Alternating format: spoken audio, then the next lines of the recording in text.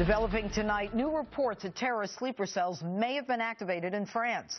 This is we're learning new details about hundreds of no-go zones across France and other countries that are off limits to non-Muslims. Steve Emerson, founder of the Investigative Project, joins us. All right, Steve, my last guest told us some chilling details about these no-go zones. What more can you tell us about these zones, Steve? Well, these no-go zones exist not only in France, but they exist throughout Europe. They're sort of amorphous. They're not contiguous necessarily, but they're sort of safe havens, and they're places where the governments like France, Britain, Sweden, Germany, they don't exercise any sovereignty. So you basically have zones where Sharia courts are set up, where Muslim density is very intense, where the police don't go in, and where it's basically a separate country almost, a country within a country. You know what it sounds like to me, Steve? It sounds like a caliphate within a particular country. Well, it certainly does sound like that. It's almost the prescription that they're asking Israel to do, which is to set up a separate state within their own states. Except they're not recognizing it, and they're not dealing with it because they don't want to. I got into a tweet fight with the French ambassador who denied that there are any such things as no-go zones, except on the French, official website it says there are, and it actually has a map of them.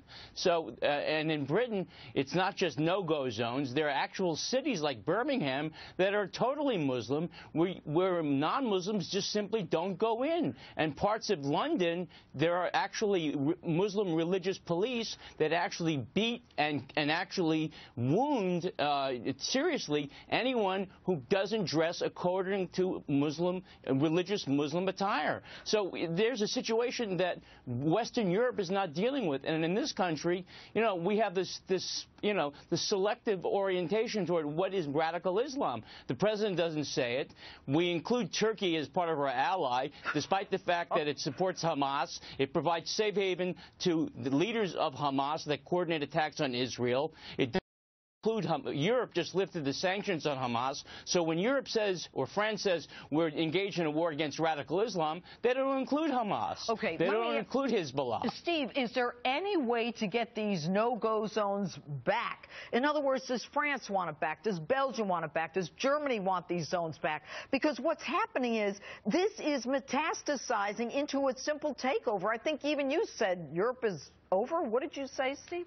I said Europe is. I said the other day Europe is finished, because if you extrapolate the number of Muslims, and I'm not saying that all Muslims are terrorists, far from it, of course but the problem is that the leadership of the Muslim communities in Europe deliberately don't want to integrate, and so they establish these zones which refuse to integrate, and they use them as leverage against the host country, as political and military leverage. So will these countries take it back? I don't see it happening at this point. You see a reaction by the population, Judge, but I don't see the country elites taking them back, and that's really unfortunate because it fosters the whole perpetuation of radical Islamic generations from here to come.